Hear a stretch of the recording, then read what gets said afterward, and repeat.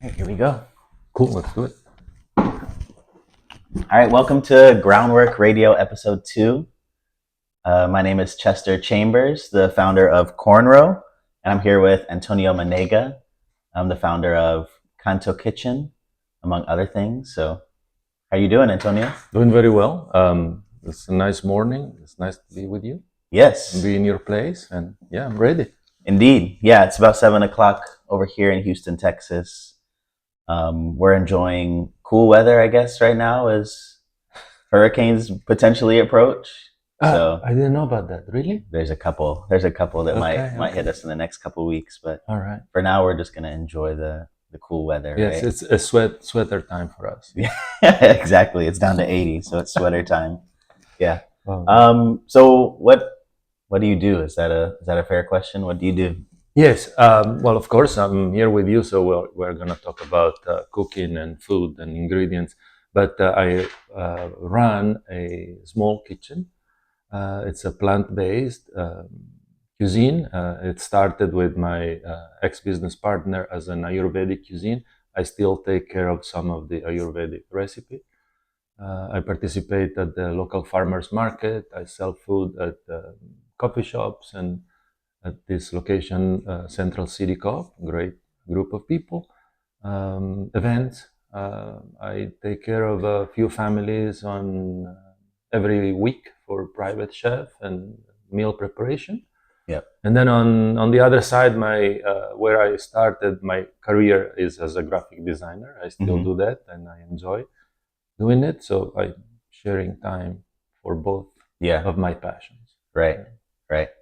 I feel like I've become somewhat of a graphic designer myself just from running the business, just maybe a couch graphic designer, using Canva and things like that. But I think you have to. yeah, I mean, It's a necessary right. to learn all the possible tricks Yeah.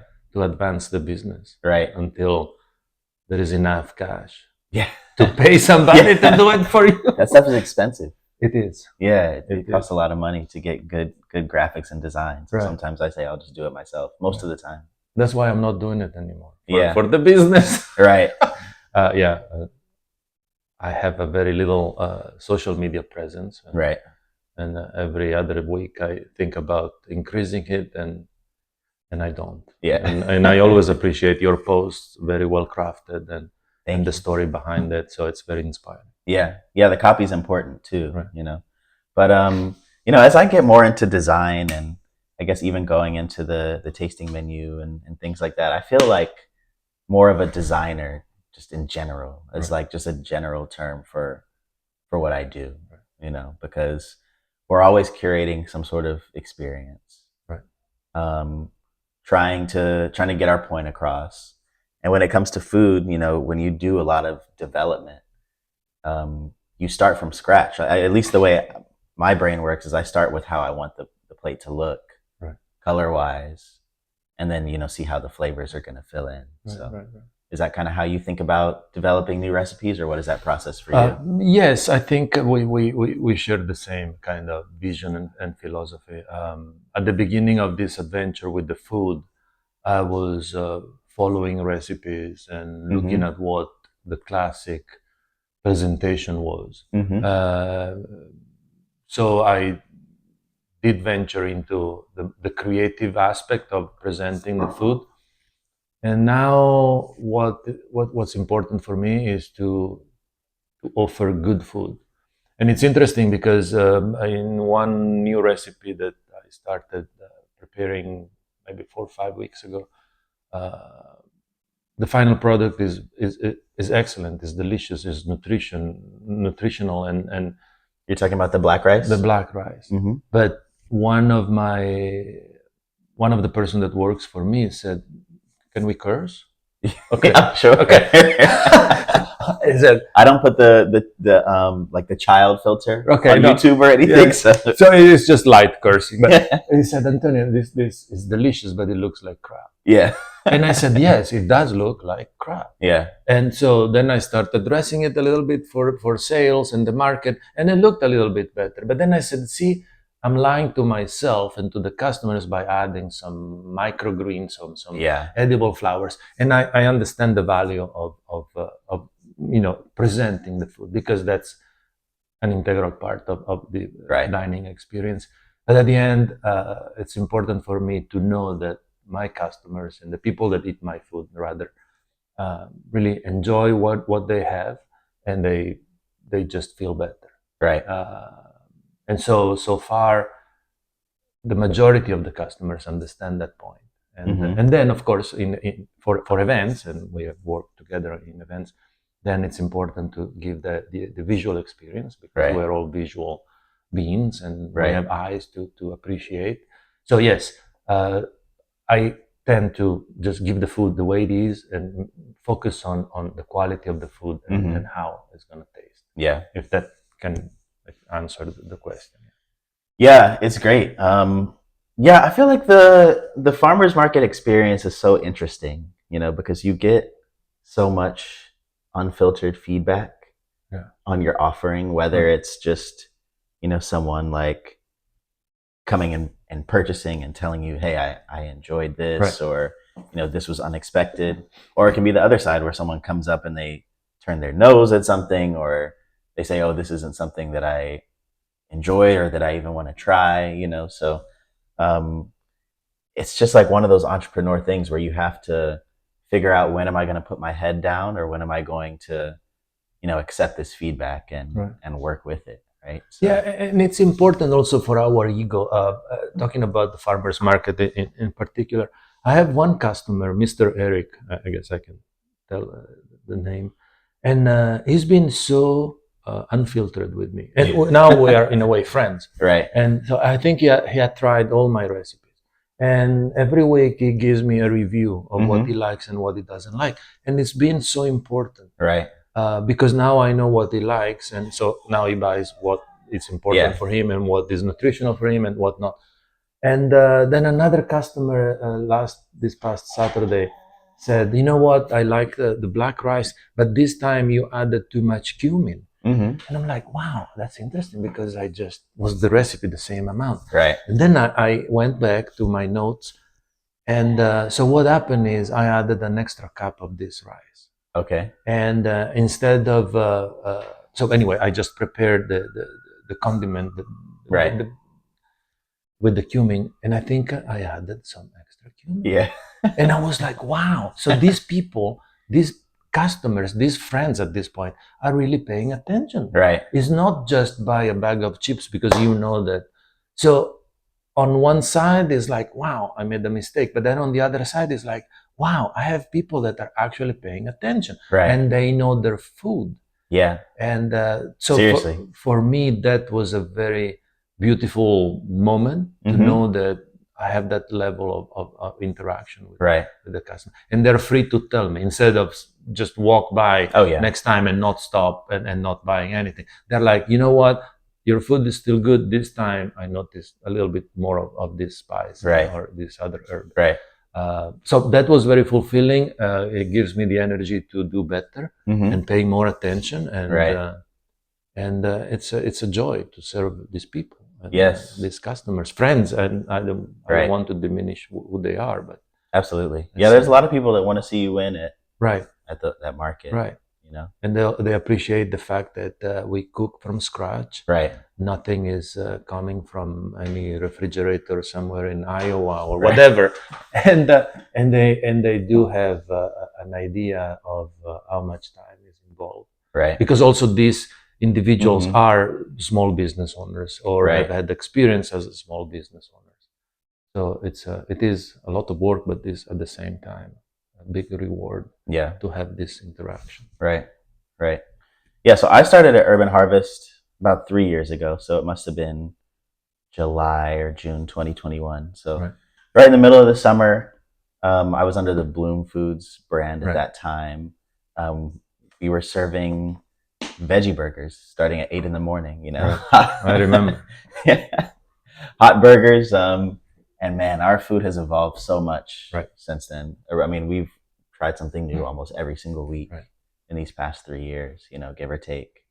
And first we went to biscuits because we thought that'd be a little bit more breakfasty. Right. Then we did the breakfast tacos. We tried mushroom gravy. We tried pancakes. We tried breakfast burritos.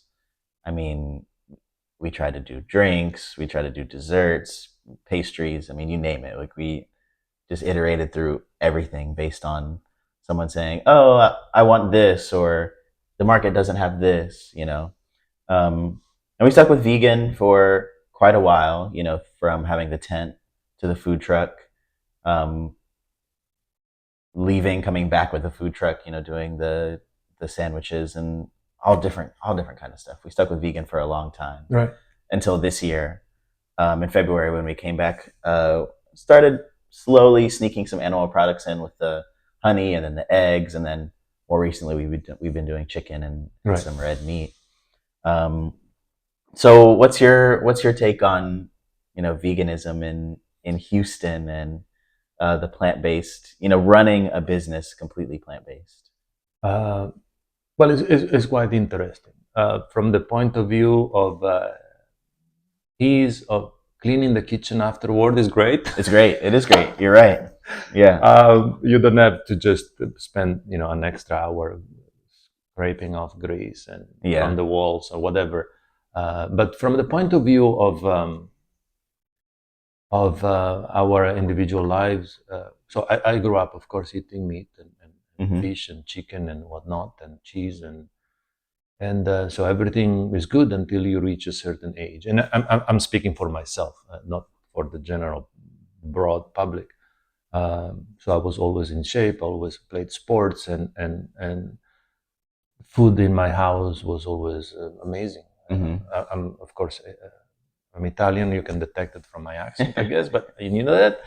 But stereotype. My mother was cooking everything possible, and she knew exactly what to do. She never had any background in any culinary school or anything. She just, I don't know, one of those gifts. Right. And I don't know if it was because of necessity, because for herself she grew up with nothing, and so she's just developed this magic touch.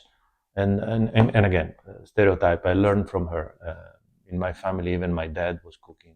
Yeah. So, but going back to the veganism, I became, I guess, I started with just plant-based, and I remember gaining a ton of weight after my second daughter.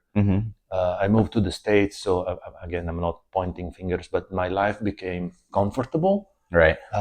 So using car for every activity, and still availability of gyms and parks, but somehow, I don't know, my predisposition also is to gain weight, I guess. Yeah.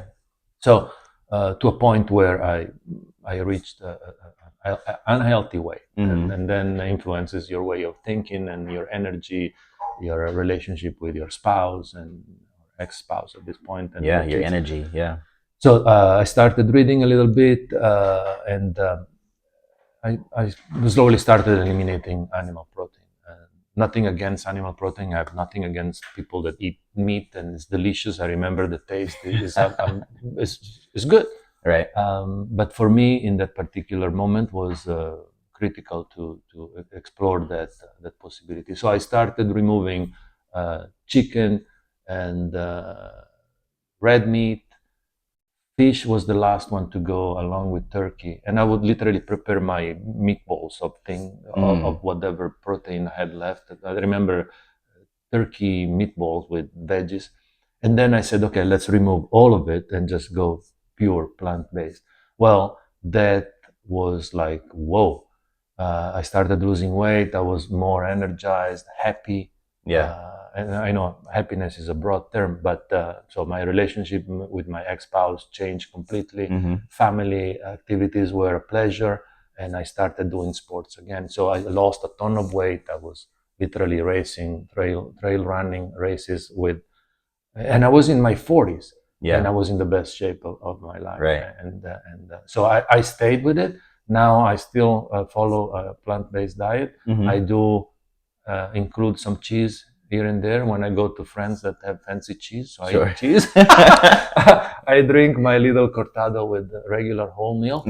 And so, but for what I'm offering, I started this business to provide food for healing, Right. and so I want to be true to that. Yes, there is the spiritual side behind not eating meat as well at this point, but that's not part of this. Yeah. Yes, the reason why the business was started. Yeah. And here I am. It's great. Happy. I'm still controlling my weight with exercise and everything. Right. Because it's not that you stay skinny if you eat veggies. You can eat Yeah. 3 pounds of veggies and you still start gaining weight as Rice. well. Rice is what I'll just the go. vegan scene in Houston, you still are, and you were doing a magnificent job in providing that food, because it was not just fried onions that we can consider vegan. You had thoughts about it, and you would put your creativity into creating dishes that were a great substitute for a meal that could have included meat. Plant-based has been around forever, as much as I can remember. People that don't like meat or animal protein have been eating potatoes, spinach, carrots, zucchini, everything, grains and beans. And so Houston, it's a great place for food. We have majority of culinary, experiences here. We have restaurants that open every other day. Yeah. And then, and it's interesting. Then when you want to go out for dinner, it's like, where do we go? It's like, what? Anyway, so I think Houston does offer quite a bit of that. Yeah. I don't think this vegan scene in Houston is as what Los Angeles might be or California, but we're doing well. Also, we are in the South, Texas, and we have meat and chicken and good fried stuff. Right. And so it is what it is. Yeah, people love food here. Right.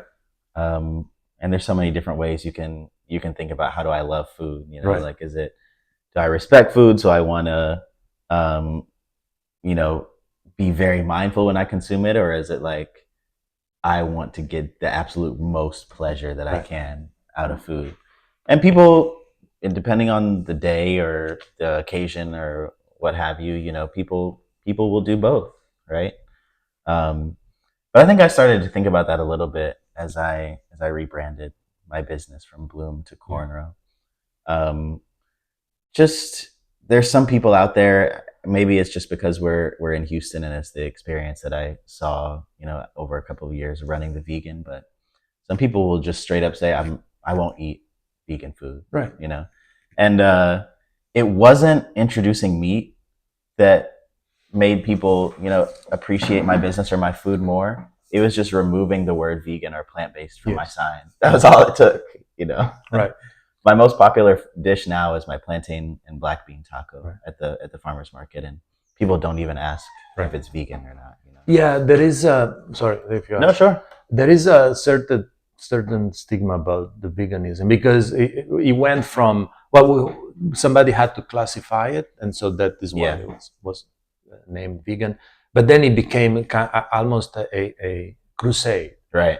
And that included, protesting against farmers, animal farmers, and so to a certain extent. But we are talking about nutrition for us. So if you want to eat meat, please go ahead, eat meat. If you want to eat plants, please go ahead, eat plants. Let's just work together, right?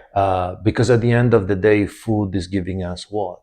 Unity, communion, togetherness. Yeah. And so if food is supposed to give us that, and then we start fighting about food, it doesn't make sense. Then we are like, again, at zero. Right. We are at ground zero, and then what do we do?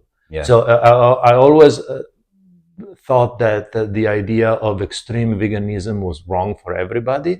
But then you just notice and you keep moving with your own path, and find people around you that are interested in communion.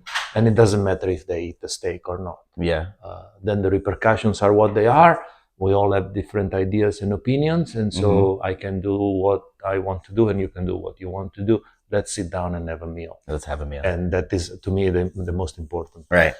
Yeah. And I love the fact that I'm able to do that with my business. So I guess we can jump into the the tasting menu Sure.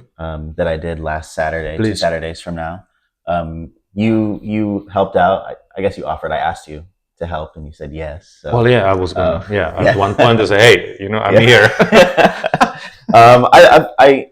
I felt comfortable asking you because I had helped you with a tasting menu that you had done maybe almost 2 years ago. Right. Now at the Houston Botanic Garden, Right. and it was just great to be part of the experience, to treat the guests, to see a different type of service. Right.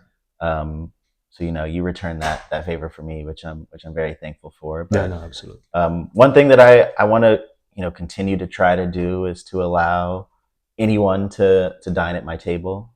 So this first dinner we did a animal option and then like a vegan option. I never know how to call the animal option because it's not. I know. Yeah, we are down to what? How do we classify? It's like whatever. Yeah, I say omnivore, but then some people are like, "Is that the one I want?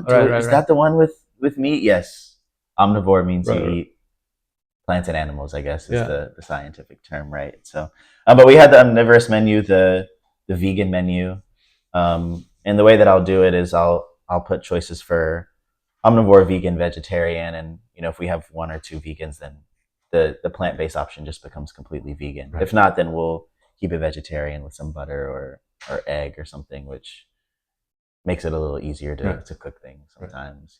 And good butter is great. Yeah, good. Yeah, it fixes everything. It just transforms.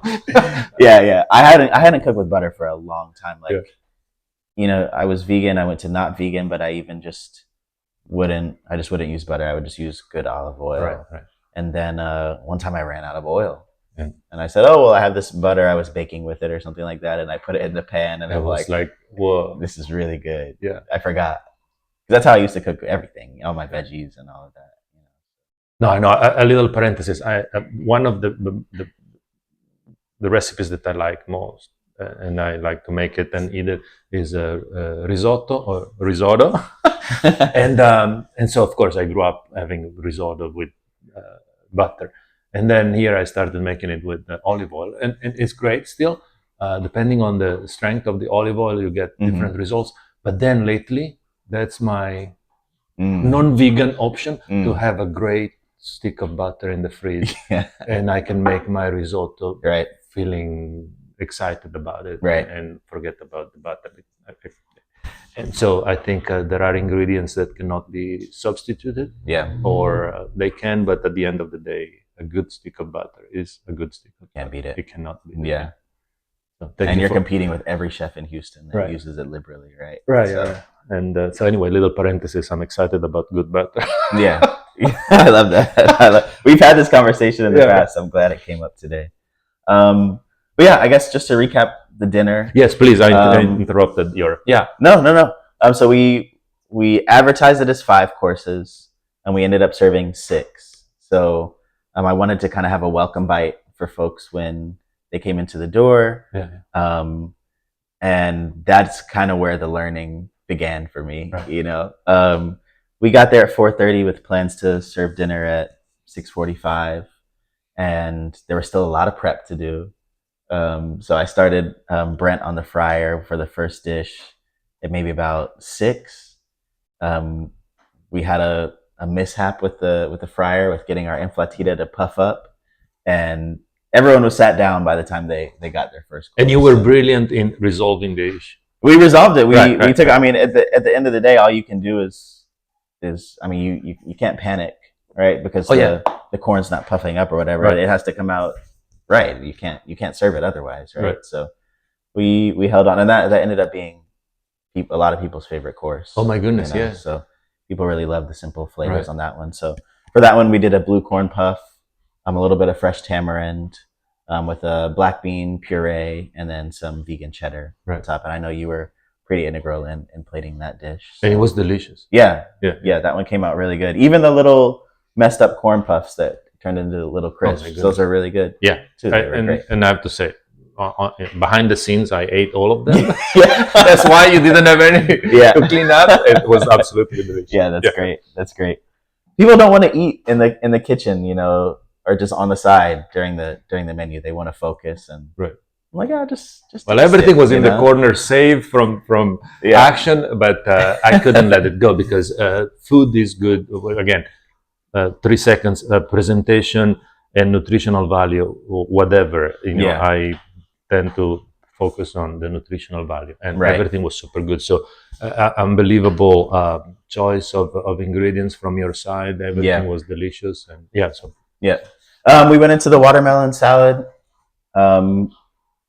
That ended up being people's favorite dish, I think. So we did a coconut broth and hoja santa oil. So people really loved that one. Right. We went into the taco after that. So tried to upscale a taco, by frying the squash blossom, putting the sauce on the side. And, that one was kind of hit or miss for folks. Yeah. Maybe needed a little more garnish or sauce or something like that. So that was a good learning. But by this point in the dinner, I felt like we were flowing. Yeah. Food was coming out well and on time, to temperature and things like that. Yeah.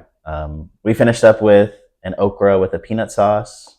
We went into a shrimp salad with some corn, cucumber, and mamey. And we finished off with a sweet tamal. So it was great. At some point in there, the power went out in the kitchen. So we showed up. There was no gas. I didn't know that. Oh yeah, that's why we moved to all the electric cooking. Oh, so I was planning on doing everything on the stove and in the oven. Oh, did you tell me that? I didn't catch it. Maybe that was. I don't know. But yeah, that's why we ended up doing everything on the electric equipment. For for 24 people and 6 courses, right? Yeah. Makes sense now. Yeah, those are the moments that diners don't understand, that everything happens behind the scenes, right? And there are horrible things happening, like losing power at the most critical time. Yeah, we're like, what's going on with the fryer? Oh, there's no power. Oh, there's no power in this either. Oh, this whole wall is out. Yeah, and especially you were serving all this and creating this beautiful event in a location that you had knowledge of, but not extensive knowledge. Yeah. So you were just walking into a cave that was like, okay, what is everything? Yeah. And so again, amazing. Everyone was calm and we all worked together. Power came back. We found whatever we needed to find, the electrical box, and this is a whole house, a Houston bungalow, like a duplex, right? And so this thing has been standing for 60 years at least. Yeah. And I'm sure the wires are like still number 4 that are like the size of a needle. Yeah. And so it was amazing. Yeah. It was that everything turned from a little critical moment, catastrophic, to okay, we can solve this. Yeah. Poof, and all of a sudden it was back to normal. Yeah. I'd say my biggest takeaway from the dinner was I felt like I was doing a lot that I could have, passed on to you and the rest of the team. Right. So I'm going to do a couple things differently this next time. So I'm going to have everyone come in for a walkthrough a couple days beforehand. Yeah, right. And that's when we're going to have our service meeting saying, this is what's going to go on the plate. This is what each individual in the room is going to be responsible for during service, whether it's a food element, a service element, drinks. And I have some spreadsheet development that is like it's cool to like use a skill that in the past, like for your business, and it's just some weird thing that you've never done before, but you kind of just have to figure it out. I have it blocked off in like 5-minute increments, but this is when this needs to turn on and fire up for this course, so that if a dish is going to take an hour in total to heat up, to cool down, to rest, to plate, and then to serve, we know, okay, this cook is going to need to be starting this element at 5:30 for service at 6:30 or whatever, because we just walked in and said, all right, well, here are the courses, so we're going to do it. They're going to be ready in time, right? And now we became extremely professionals when I think somebody started looking at the watch, and then we said, okay, service in 30 minutes. Yeah. And we were like, okay, it's going. But then became service in 7 minutes. And we're like, okay, now what? And so I think we were, 95% ready? I want to be positive. Right. But I think we were ready. And, and then service started. I didn't look at the time, but again, you were in such a great shape in being the leader, and we know you, and everything was going to be okay. Yeah. That I think that is what has to happen. Yeah. In the background, and then you mentioned that you were doing a lot. Yes, I think you were doing a lot, but it was critical for you to do it. Yeah. Because it was, I think, the first time that you had that Yeah. event happen. Exactly. And there is a certain level of excitement that, and also it's a critical interest in giving the best. Right. And sometimes what we do is we're gonna do everything on our own, and we tend to forget that other people are there to help. Right. And I know that you are aware that you have great helpers and a great team. You had a great team. Yeah. But so I think it's gonna probably happen another time where you just want to be on top of it because you know better than your team. Sure. And it's true. It is correct to say. But I think you managed in a very elegant way. Yeah. And Thank so you. I was observing you and learning actually the way you were plating. So I think you did a fantastic job. Nice. Thank you. Yeah, I guess other takeaway. So this first dinner, I had about 27 elements that were going into the 6 dishes. So, and I prepped it all myself for the first time. So I was just tired come Saturday because I was cooking a ton the days leading up to it and dealing with all of the details of making sure people got there correctly and printing out menus and getting final ingredients on the day of and making sure all that prep was going to go well. So we pushed up on it. This next dinner is going to be 5 courses instead of 6. It's going to be probably about 15 elements instead of 27.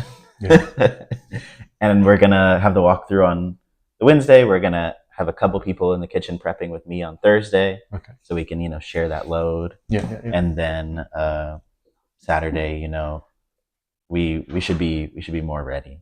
So I don't know what the phrase is, something along the lines of like, if you get it perfect your first time, you waited too long. So we bumped our head a little bit the first one, and we learned so much. Well, I think we had these conversations. Conversations about perfection, right? And I don't think there is ever a moment where everything is gonna be perfect because perfection comes from words, and once we declare that this is perfect, it's perfect. It might not be perfect for another person, right? But for us, it is. And so this moment right now is perfect. Yes. I'm declaring that this moment is perfect. Right. And so the idea of finding and achieving perfection exists where? In words, right? There is no benchmark that says, okay, this is plated perfectly. Exactly. Yeah. I mean, who can say it? Right. Who can say that? You. Has to be personal, you are the leader, you are the creator of that particular dish. So you have the power to declare when it's perfect. Yeah. And that gives us freedom to say, okay, this is it, move on. Yeah. But yes, I totally on point what you just said about. Yeah. Great. Yeah. No. The next dinner will be September 14th. So that's in 11 days from when we're recording today. I have about 8 tickets left to sell. We're gonna do. It's gonna end up 19 diners instead of the 26 that we planned for the first time. So simplifying that a little bit, but really excited to run it back. And you can offer with less diners, a more curated experience. Yes. Not that the first one didn't do that, but I think you can be intimate with less diners. Yes. And create also, besides the delicious food, you create also delicious environment, friendly exchange. That I think with all the people that you had the first time was not impossible, but was difficult. It was. You had for the first time that was a lot. Yeah, you had a lot happening. Yeah, leading us in the kitchen, leading your plating, leading yourself to be a leader. Right. It's a lot, and it takes away so much energy. Sure. So yeah, we learned, and we're gonna edit and iterate and move forward. So cool. It was great. We're gonna do some wine pairings as well. So we're gonna have 2 different wines that will feature, and that's an add-on to the ticket. So I'm excited to Like Texas introduce wines that. or? We'll see. I picked out a couple for the chef's table this past weekend. Ash Building was having like a closeout sale, so I picked up some I picked up really nice bottles. I was like, oh, why not? Why not? You know, so those will be for the chef's table. I think one is from France, and I'm not sure about the other one. Yeah.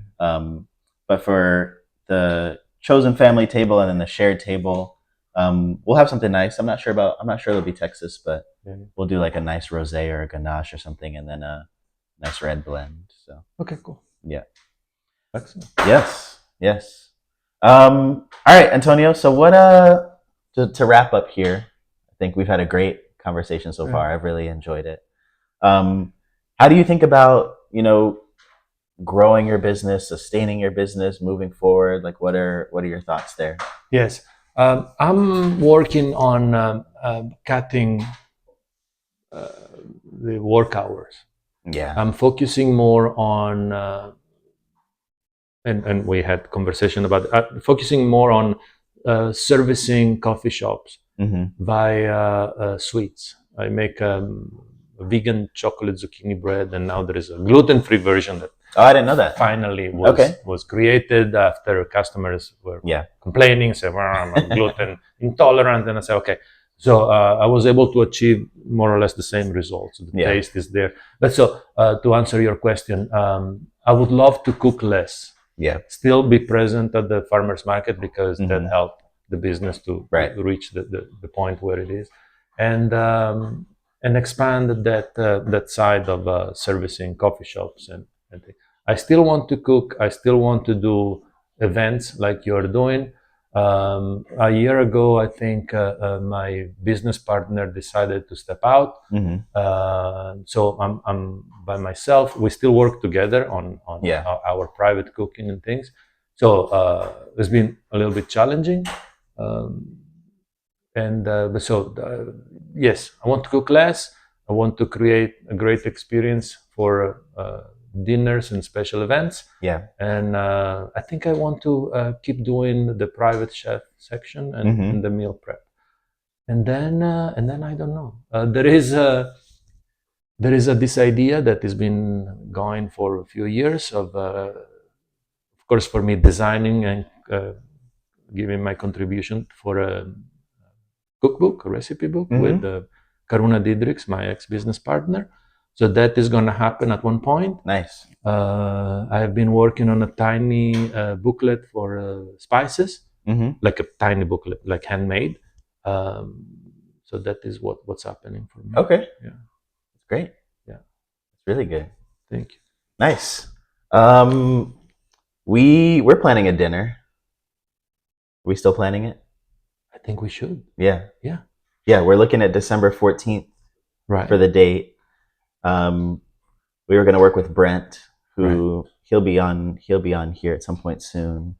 And he used to work for me. He has his vegan or dairy-free cheese business. Beautiful now. cheese. Stuff's really good. A great culturing process that he uses to get a authentic flavor on that cheese. But we were going to partner together, having worked together in the past, to do a couple courses in December sometime. Yeah, and that is reminding me that I have to connect with oh yeah, that's right. The venue. with the person and the venue. So thank you for that. Thank you for that segue into my being responsible. Yeah. Yes, I think we're gonna do that. And if we don't get that venue, we're gonna find something else. Yeah. And that's gonna be exciting. We're gonna have, if I understood correctly, simple recipes, and I think wine at this point is critical. It will be nice to put together your creative genius and my little recipes and Brand's cheese and have a family moment. I think I want to call them family moments. Because, I like that. We can maybe rebrand it as family dinner number 7. Yeah, number 7. Yeah. I don't know why, but anyway. Yeah, absolutely. Yeah. I love it. Yeah. That's what it's all about. Yeah, definitely. For me, the future, I mean, the dinner series kind of is an exploration for me to see, what that could look like. Right. I feel like I've gotten to the point where I want to focus on the experience Yeah. a little bit more, because it's hard making money at the farmers market selling It is. $6, $5, $6 tacos and Right. $12, $14, rice bowls and things like that. So Right. it's nice to sell the $100 ticket for the dinner. I have to figure out the service. I have to figure out how to continuously get people in the door, get a venue that'll be mine, and just curate the experience to the point where people are going to want to continue to come. Right. Recipe development. I was telling Paige the other day, we serve 24 people out of an apartment kitchen in Houston, and at first I was like, I never want to do this venue again because of everything that happened. Right. But after that, I was like, if I can get this to work in this tiny kitchen and I get a delicious, amazing service of 5 courses, and we plan it out so that service is so smooth, and like we can go anywhere. Right. And it forces us to simplify our food and our prep and really hone in on a service in a tiny space. Like it's more of a blessing to have a tiny space than treating it the other way. Yeah. So we're at the same venue this next time. We're gonna bounce around eventually to try to get comfortable. I'm just popping up anywhere and cooking because that's what the events call for at times. And we're just gonna keep cooking using local ingredients, finding inspiration from the farmers and everyday life, and go from there. Yeah, and on that, if I can, I was extremely excited to see one of the farmers at the table. Yeah. And the wife. We tend to forget about these individuals that are at the forefront of the success that the chef is achieving. Yeah. There is always this focus on, this is a great chef and he's been there and he studied there and he can make the pasta out of whatever and whatnot. But the individuals that are providing the service for us to create what we create, for you to create what you create, are most of the time forgotten. Right. And so it was very inspiring to see you inviting the people that are actually contributing to your success. Yes. And so I want to celebrate that, and I want to be sure that the diners understand and that everything that they eat is not coming from the chef. Yeah. And I'm not taking away from you. The sweat and the hours of these people getting up at weird hours in the morning to pick up veggies and whatever, carrots and zucchini and whatnot, and offering their knowledge on how to treat these veggies is priceless. So I just want to be sure that if we do these events, we'll always honor these individuals. Yeah, I learned a lot of my cooking from just asking the farmers. Right. Like, how do you do it? Right. And they do it a simple way, and they utilize the nutrition of what they grow because they value it higher than someone who comes and just does the transaction, because they sat there and grew it. So. And we are so used to go to the market and we have this display of beautiful veggies and we just pick and stuff falls and we don't even look at it because it touched the floor, and it's like and even though it's a mass-produced product and whatever, still there are individuals that have so-called the boots on the ground, and it's not all mechanized stuff. Right. And the majority of the veggies and stuff that we eat comes from people picking up stuff and put stuff in their bag. And that's right. Yes, there is automation and everything. Technology, of course, is super duper advanced, but it's important to have it. Cooking it's like an army of people that. Yes, there is the general that is the chef, but everyone has authority on the success. Yeah. And every chain has many links, and we have to be able to understand the first link and the last one, and everything is connected. Interconnected, yes. Yeah, I come to the farmers market. Just come to the farmers market. Yes. You can try my food and Antonio's food, Urban Harvest Farmers Market, every Saturday, 8 to 12. Man, I bought some okra the other day at Whole Foods just because I needed to, plate it for a dish. I didn't have any on hand because I was just going to buy some fresh at the market the morning of. And this okra is like they let it sit on the bush for so long, so it gets big and it weighs heavy. And I'm like, I can't eat it. Like this is why people don't like okra. Yeah, If you go to the farmer's market, right. their okra's young and it's tender. And you can eat it raw. Yeah. I get my okra from Scott Howard. Yeah. Right. And it's like I go there, we talk, we okra, and then you go home and there is no almost preparation. You just wash it. Yeah. And all the sliminess and this and that, it's not almost that bad. non-existent. Yeah.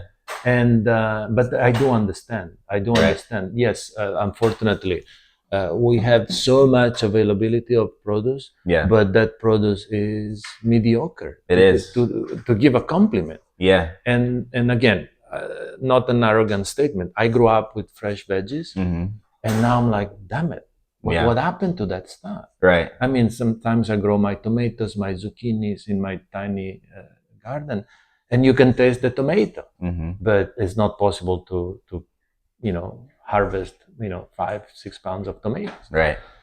So I think we are blessed, but at the same time we are cursed because we live in abundance, and so yes, we have to promote the small farmers that give us taste. Comes to the flavor. Yeah, come check out the farmers. It's amazing how your palate will change and what you'll understand about food just from coming out. Right. So cool. All right, Antonio. Well, thank you. I think that wraps it up for episode 2. I really appreciate you taking your time. Thank you for inviting me. Conversation on record, because we talk about things like this all the time. This was great.